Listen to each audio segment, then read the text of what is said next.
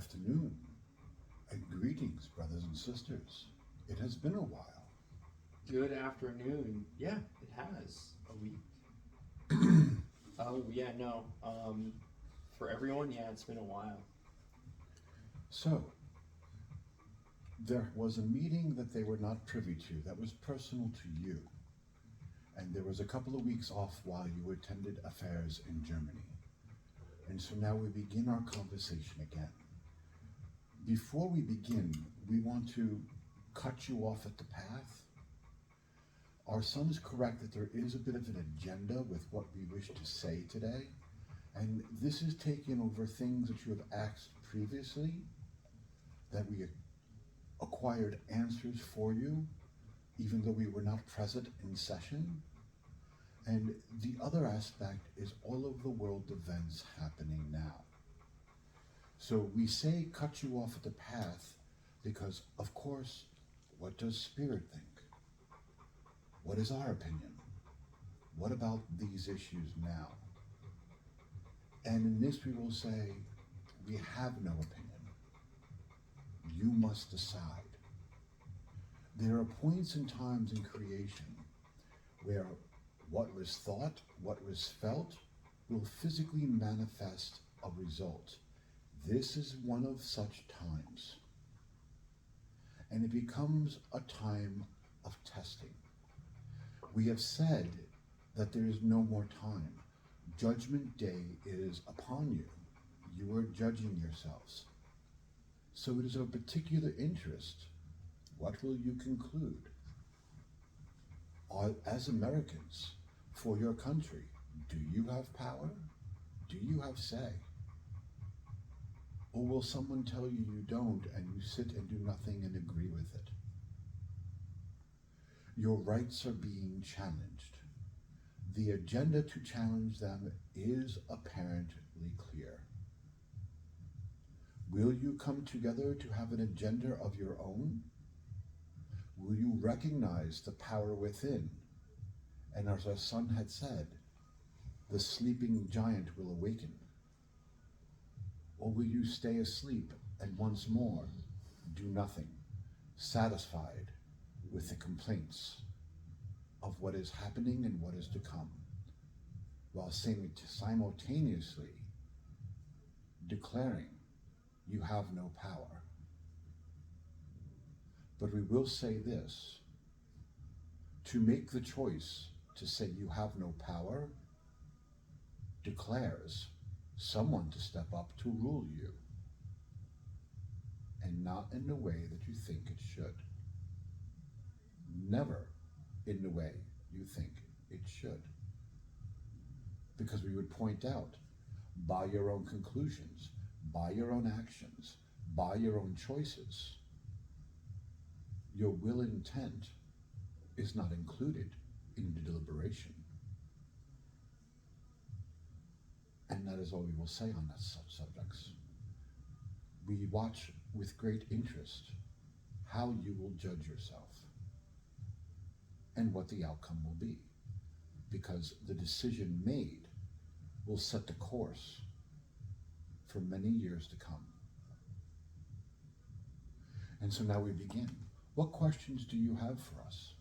Well, good afternoon. Thank you for coming through, and thank you for that. I think it's important for us to hear that. And just as a note, I've been stepping away from all of it, cutting myself off from events. Not that I was ignorant of it, but it was difficult to be caught up in the fray of that energy while I was going through this transformation. And in light of recent events, I feel clearer in how to approach this as opposed to 2 or 3 years ago where I was neurotic and reactive in how to approach these issues. So yeah, I think a lot of that centeredness, the work on myself, you've even mentioned it before and other people have said it, you can't help others without taking care of basically your own shit. So I feel more confident in our community in being able to handle it. But who's willing to join. So thank you for that. Now I'm gonna ask some mundane, unpolitical questions. Two of them. First off, I think it's a question that's been itching in everyone's mind. As spirit, this personality, do you think? Yes, we have thoughts. We still maintain our mental and emotional body, but not in the way that you would perceive it. But yes, we think. And is it incessant like the way I'm experiencing it? No. The issue with the way that you are perceiving it is an issue of perception and being in alignment with your energy versus not. When it comes down to it, do you think much when you extend your hand, or does it flow? Do you not even consider it? Because there is thought involved when you extend. There is a purpose, there is a reason, there is an expression, a movement of why you are moving your hand and arm. But you are in flow with that. The only time that you notice it is if you send the command and nothing happens, or it happens and it appears to be something wrong, like a pain or a limitation. Mm-hmm. Then you become acutely aware of that process. If not, it's an even flow. And for your mind, it has not achieved that state yet, because every thought is a fight. Every thought is a possible new conclusion. Every thought is second guessed. And why would it not be? You are not acting from your true nature. And we spoke of this before and used a harsh term because you are constantly lying to yourself and to others. You are not being honest, not even first and foremost with yourself.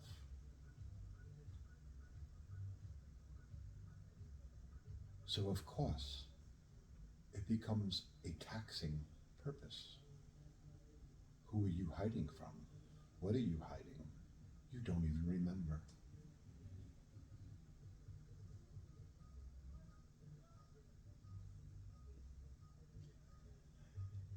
When you bring up not being honest with myself, ourselves, are you talking about getting lost in the upkeep of the mannequin? Correct. Using it willingly to distract oneself. Using it willingly to avoid the inner world. Using it willingly to deny the inner world. You are so afraid of hearing God's voice that you haven't yet considered you lose yours as well.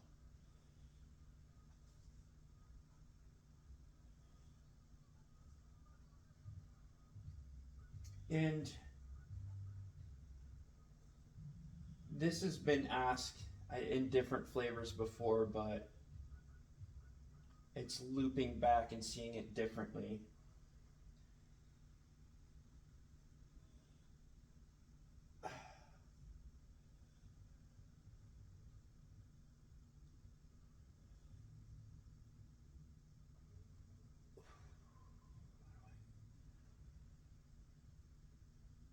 What function did it serve to get so caught up in the mannequin and cut off God's voice? What function did it serve to step away from it?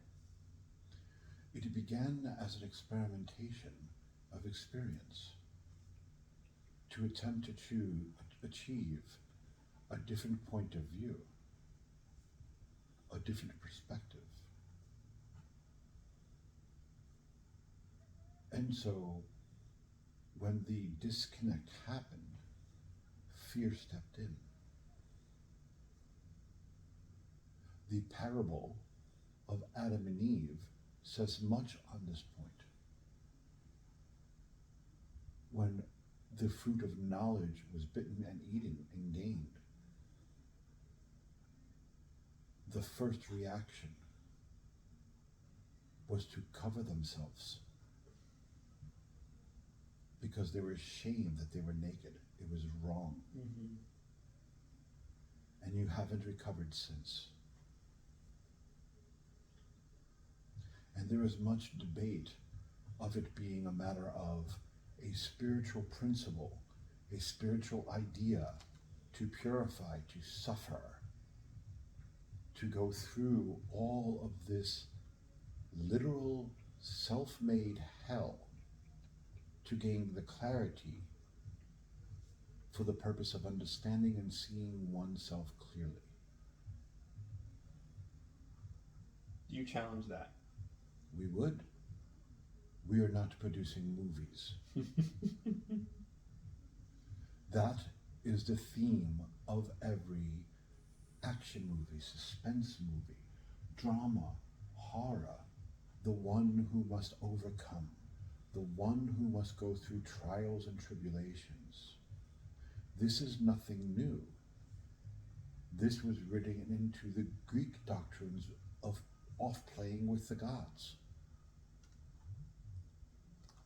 It is your justification for your suffering.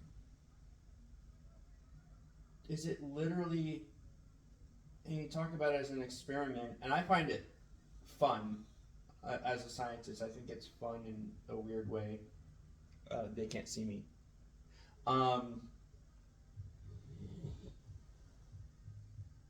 It just doesn't make sense. Is it just, fuck it, let's see what happens and do this experiment? Is that what you're saying? We as beings decide, hey, this seems like fun, let's give it a shot, see what happens. Boom. Kind of like trying out new flavors in the kitchen? No more different than trying on new clothes of style to express yourself. No different. And how many eons of suffering? Well, here's the thing. And it's again a matter of perspective. From our perspective, releasing the body and being within the truth, it does not matter. You'll eventually come to it. There is no time and there is no suffering. And eventually, you will realize the truth. No matter how many worlds you go through, lives, drama, no matter how it unfolds. And when you do, and when you get it, all of it becomes the enrichment of experience, of appreciation of the truth. Because you get it, you understand. But as we have said before, we are doing things a bit differently this time. We are choosing to see it on your level.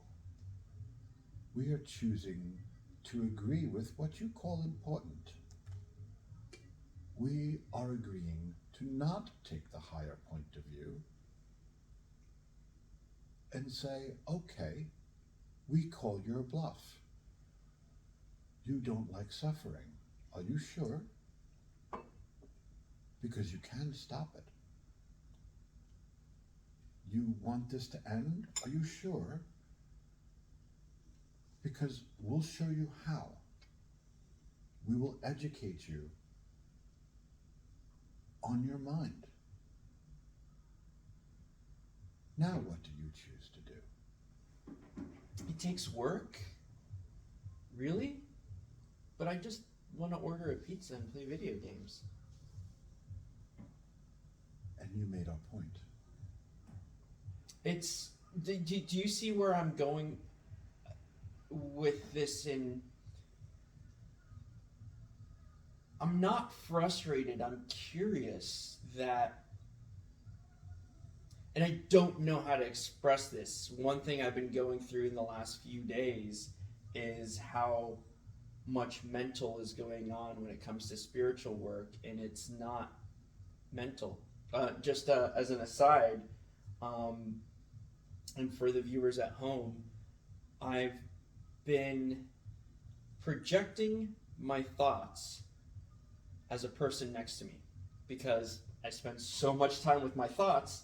It's probably my best friend. I hang out with my thoughts constantly.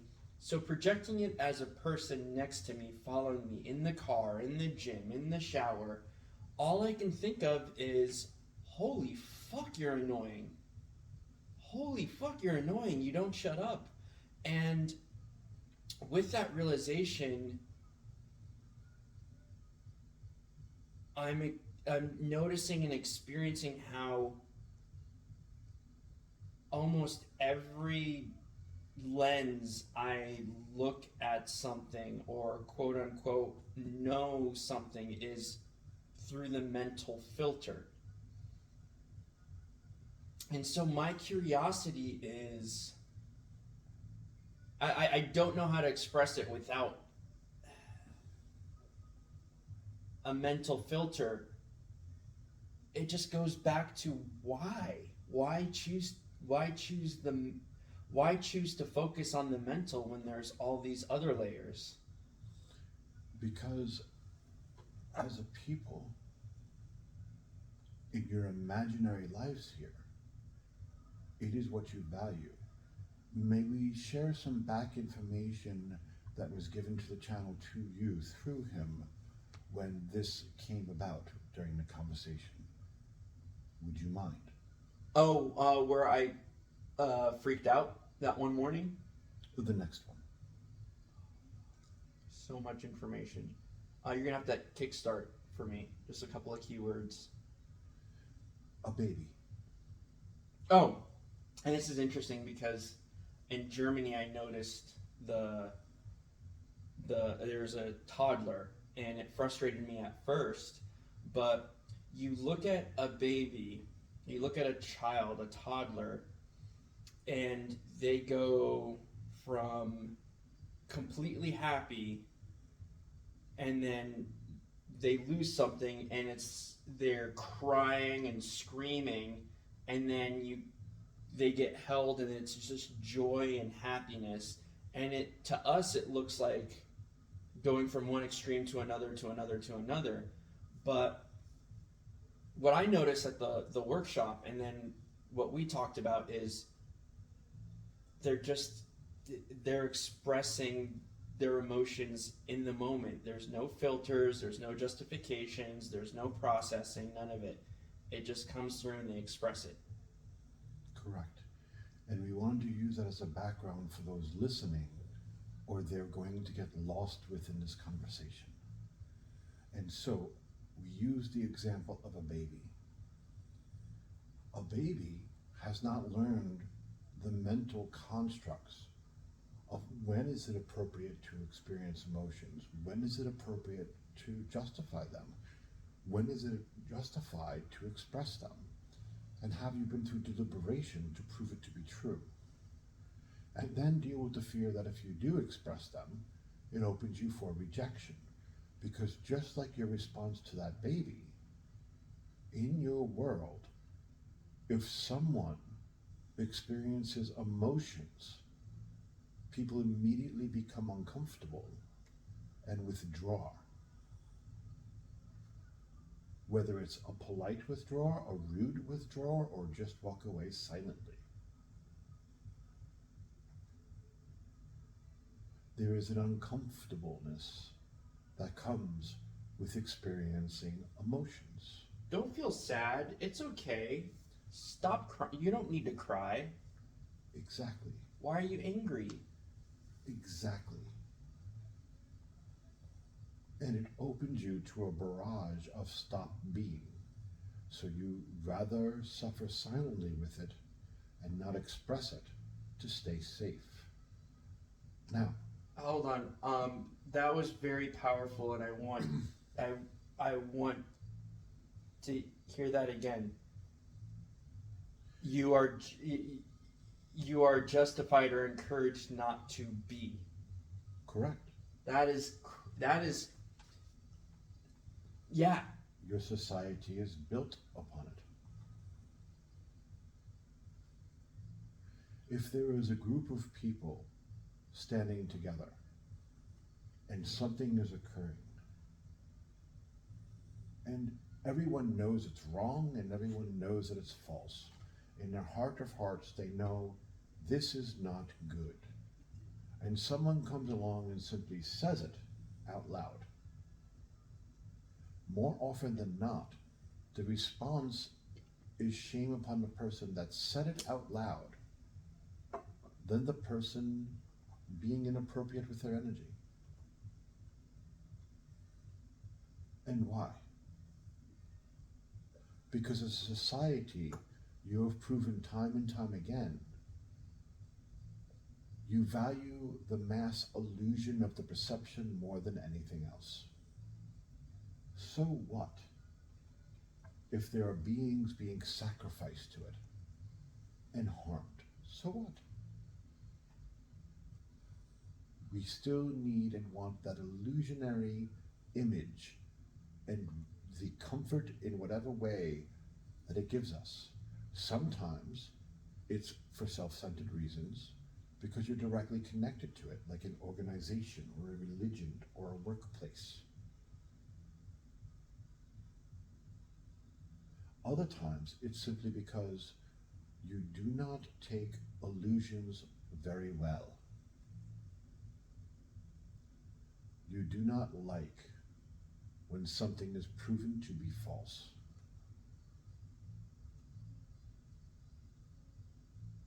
It is why, for example, in the therapy field, that when someone begins chipping away at the foundation of that illusion, the normal response is to attack and not appreciate. Yeah, it's funny because just to piggyback off that, when I switched psychiatrists because mine retired, they were very surprised. They were very surprised at how well put together I was, or high functioning. And when I tried to explain to them how I'm noticing the craziness of my mind or the incessant thoughts, their immediate reaction is, should we up your medication? Or let me check back with you in 3 weeks, when you don't need to check back with me for 6. I just need a drug dealer at this moment. But it's complete surprise and shock, and they see it as a problem that I'm noticing this. Correct. And here's also the point. When the client eventually breaks through the illusion with the therapist and finally comes into acceptance, what is the grand truth that they always find waiting for them in that moment? In my experience, you never needed the therapist. Because you knew it all along. Mm-hmm. You knew it all along. But you needed someone to justify it for you.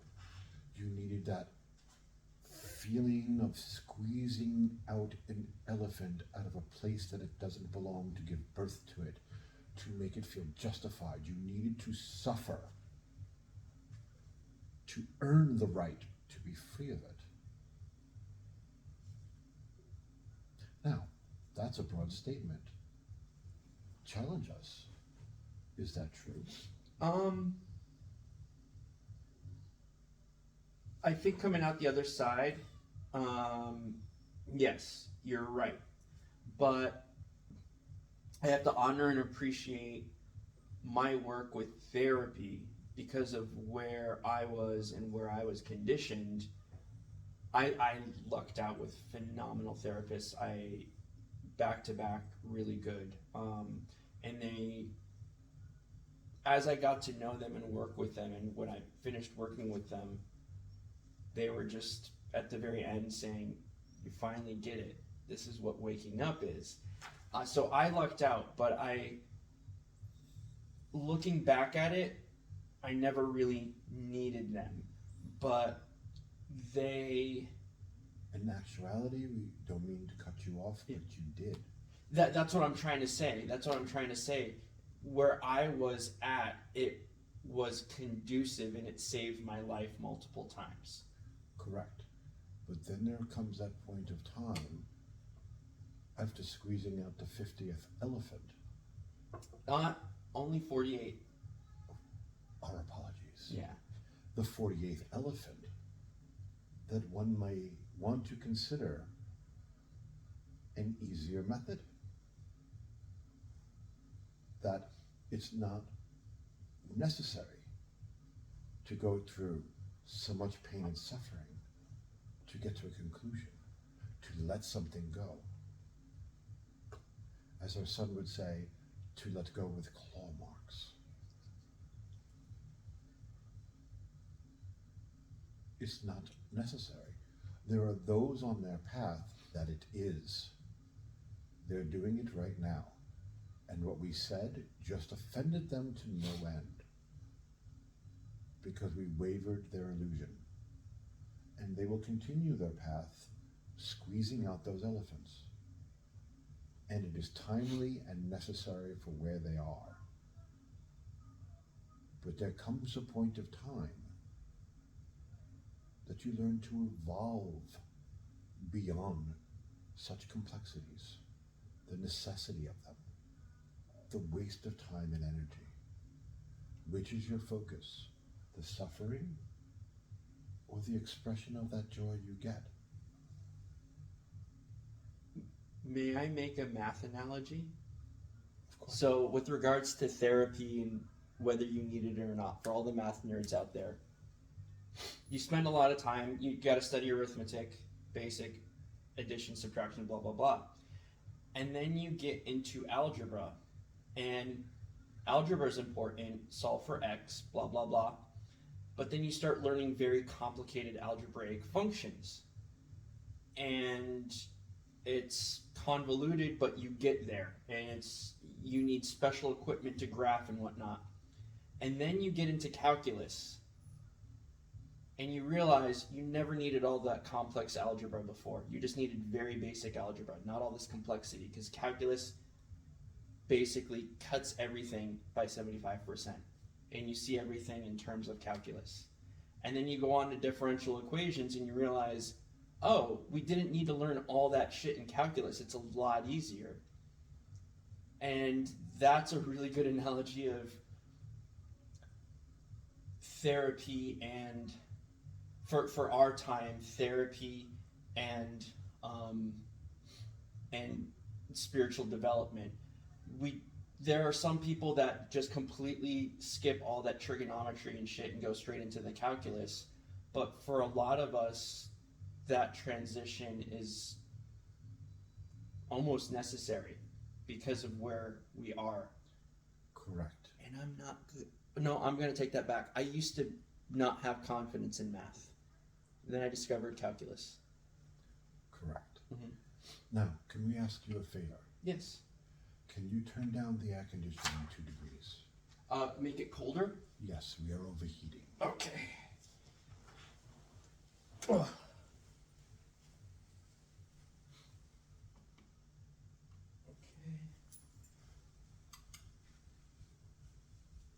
I'm going to get a jacket just in case.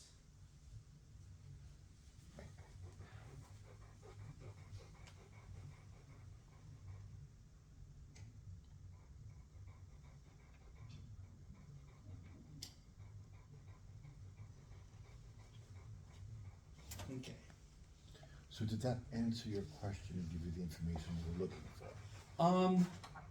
Yeah, it really did. And it's funny, without going into, it's probably going to come out mental, but are you able to explain, mental right there, how your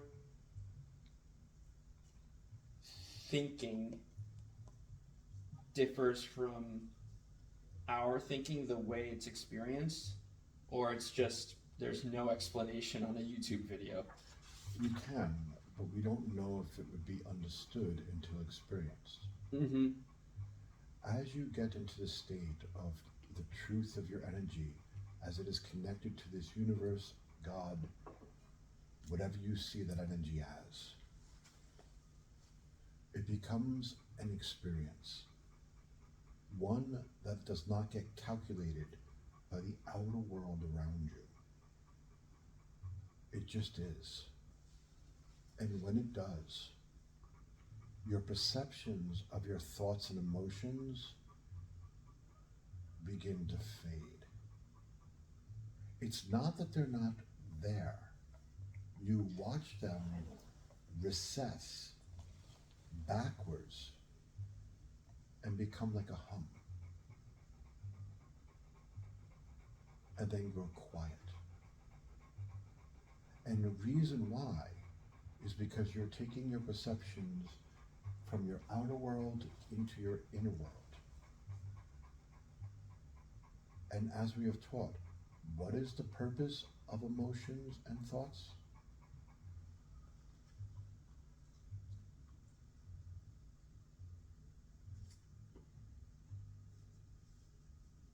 It's a, I can't say I remember, ha ha ha, but it's a tool. So we will say it again. Write it down. It gives purpose and construct, a physical construct, to who, what, where, why, and when within your world. And physical construct. It gives reasons for the projections. It puts you into the court of if-then and vying for a verdict and outcome. It pits you against an illusionary enemy that does not exist. Because the who, the what, the where, the why, and the when can change or be influenced by people, places, and things, all of which you have no control over. That is the generator of fear. So thoughts and emotions. Ooh, now it's getting spicy. Thoughts and emotions as used for giving purpose in a physical construct of who, what, where, when, why, and the reasons for projecting and illusions of enemy that doesn't exist generates fear. Correct. Then mentally, why? Why what?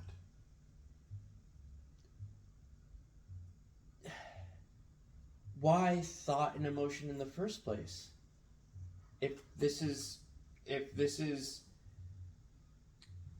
it can't be that this is intrinsically what it leads to. It's got to be that this is how we utilize thoughts and emotions. Well, it's how you're projecting your perceptions. No one is forcing you to do that. It's been the repetitive message that we have been giving you for centuries. Over and over. In child works, in spiritual works, in inspired works, in religious works. It's the same message over and over. And we become the finger pointing to the moon. That way. Inward. Withdraw your perceptions. Place them within. Still and quiet the mind. Allow the peace to enter. And you immediately take the information and project it at one onto a who, what, where, why, or when. All information that comes in is retranslated and projected into those concepts. What do I need to attain? Who do I need to study under? What do I need to do for my tutelage? How do I need to properly meditate? Where do I need to travel to find this information? What book do I need to read? What are the instructions? Don't follow those instructions. They didn't work. What new book do I need? And you look to us. No more. We look to you. We call your bluff. Fuck, you just shattered my other question. Whoops. We call your bluff. This is nothing new. Perhaps the tone and demeanor in which we present is new. We'll give you that. I love it though. But the information's not new. It's not new. And you require more for your cup. Why don't you try emptying it first and get back to us? That would do your growth more than anything else. Just throw it all out. And I'm gonna be persistent with this. Good, I'm gonna be very persistent with this. good. So you're saying all this stuff about thoughts and emotions. What are thoughts and emotions for you? What is the point of it for you? An expression, no more. What does that mean? And it's a mental question, but you see you see what's driving me mad here? Mm-hmm. We sit within the experience of the thatness, and we contemplate the depth. That's a thought. We experience the state of being of it. We encounter a new energy that we become perceptively aware of, and we train our perception to experience it. And there's a sense of joy. There's a sense of that energy flowing through us as we interpret it, as we experience it, as it reveals, as it comes to us, parts of ourselves that we did not know was there. So it's an excavation tool in a way? It's an experience, no more different than the baby that experiences it immediately. Let us give you an example, because once more we'll show that you are no different than us. Let us know when you are ready. I'm ready. So, you're painting, and you're in the experience of painting, and the painting becomes alive. Not only can you see the colors you are painting, but the colors that will be. How hard to dip the brush, how much water to put on it, and the simple joy of expressing the moment when the picture and the action becomes one and physically is presented. Sometimes, as the expression goes, a happy accident occurs that actually turns out better than what you had planned, what you had foresaw. And you realize it moves and is a continuation of the same expression. Within that experience was a sense of being in that moment and then acting that moment. But it wasn't separate. It wasn't outside of yourself. It wasn't planned. Even creating the stories of what's being painted, and it's like as I was painting, it's like, oh, this is the story, this is what's happening, but it felt like it was part of it. It wasn't a mindless, oh, paint, paint, paint, paint. It was an experience. an experience. Now, within that was thoughts and emotions, because you reacted deeply.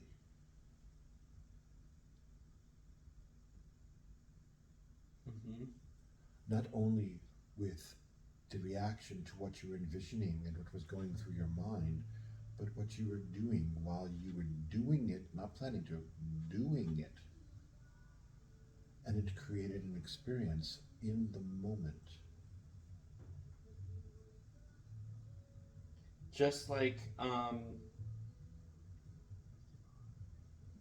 when I played music and we would improvise, loved improvising. There was there wasn't any thinking or anything, but there were moments when the keys change and I thought about what can happen. I'll play this. How can I adjust it? Oh, this flows better. Stop. It's, yeah. Stop. We want to repeat back what you just said.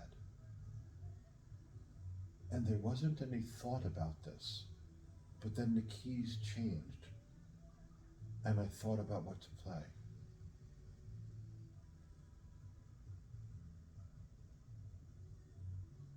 I used thought to bring in my knowledge of notes and chords. Which is a thought in the form of experience. Yes. The point of confusion for you is that you justify thoughts and emotion as only when it extends out to who, what, where, why, and when. And this is why we said the previous information. You have already been told the truth of that. That is an illusion. It does not exist, and it never will. You can't take it with you. I'm really confused. And let me. Okay, So, then allow us to clarify. What if we could snap the channel's fingers and block that path? No longer can your mind project outward into this world the who, the what, the where, the why, the when, and the only thing you are left with is the experience of everything in life as if you were painting that picture. There was nothing to achieve, nothing to do, because it did not matter. And the only thing you were left with is if you're going to cook, you're going to cook the same way you painted that picture. You have to go grocery shopping. You're going to go grocery shopping in the same mindset that you painted that picture. Because we deemed you are not allowed to click on that side of your perceptions that connects to who, what, where, when, or why. How would your life change? And would it be for what you would consider the better? give me a minute.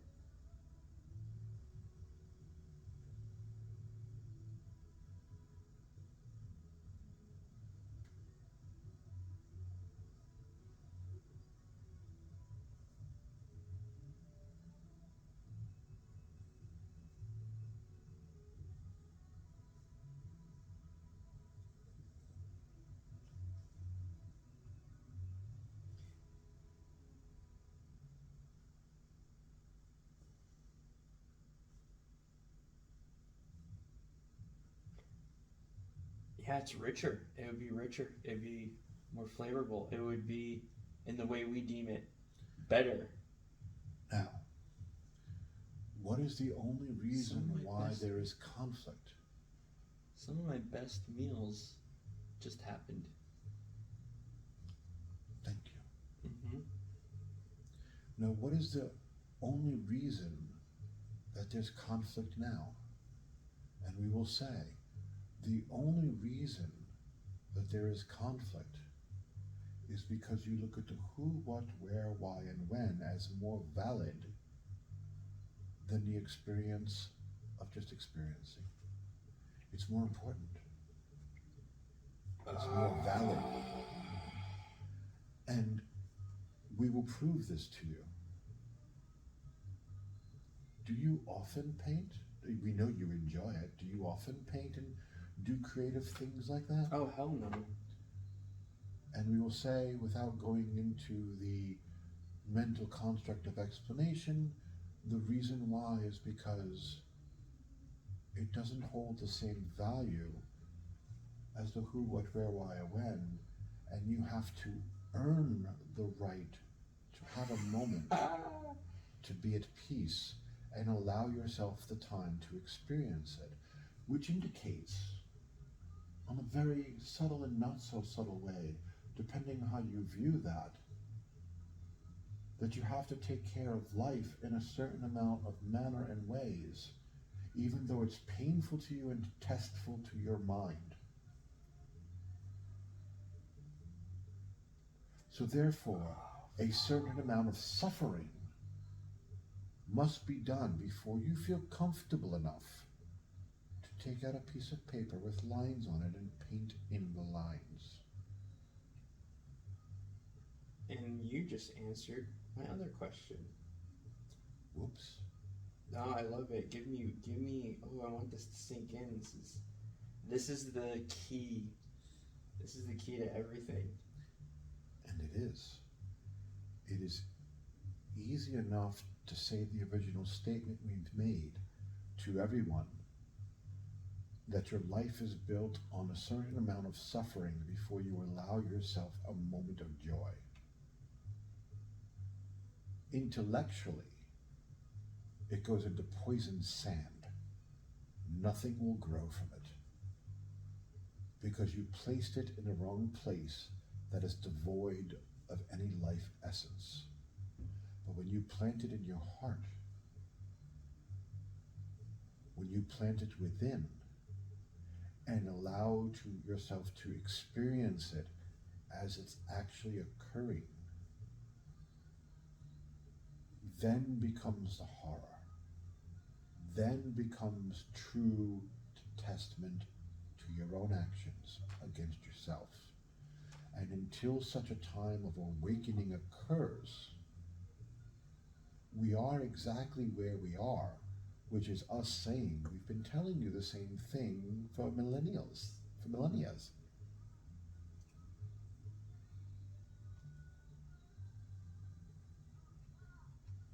And been nothing more than the finger pointing to the moon that way. That way. Empty your cups.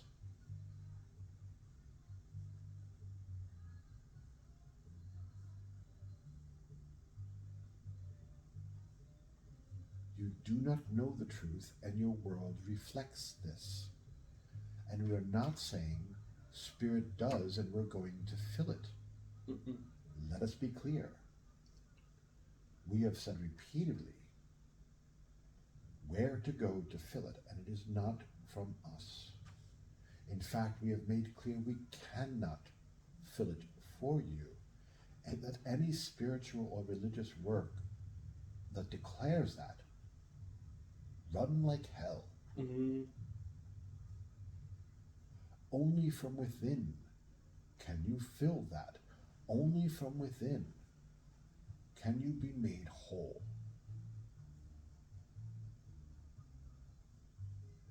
Because it is in that holy joining, the supposed Trinity, you, your higher self, and the energy that you call God, is awaiting to join, to experience what already is. And it is in this state that we exist, that we call eternity. And it is in this state, so do you. And as we've pointed out repetitively, the only difference between us is your lack of perception of this. In the end of the equation, what you have now will be exactly what you have then. The only difference between the two is that you will perceive it correctly. Our perceptions are without the who, what, where, when, why.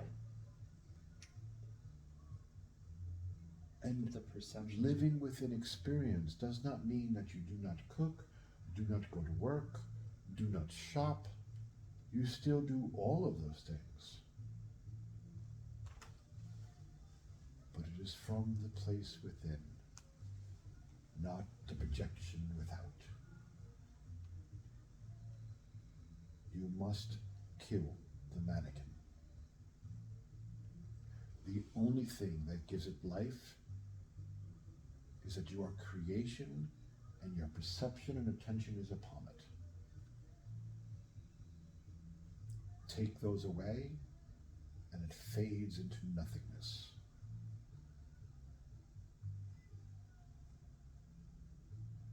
The truth of what is within is that your perception is not on it and still it remains, Ooh, this is juicy. waiting your exception.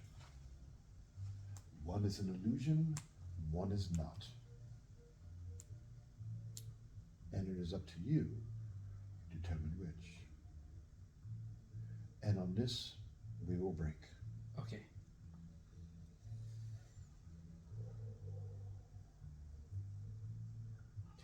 This is a great transition to my next question. Perfect transition. They already answered it, but I think it would be nice to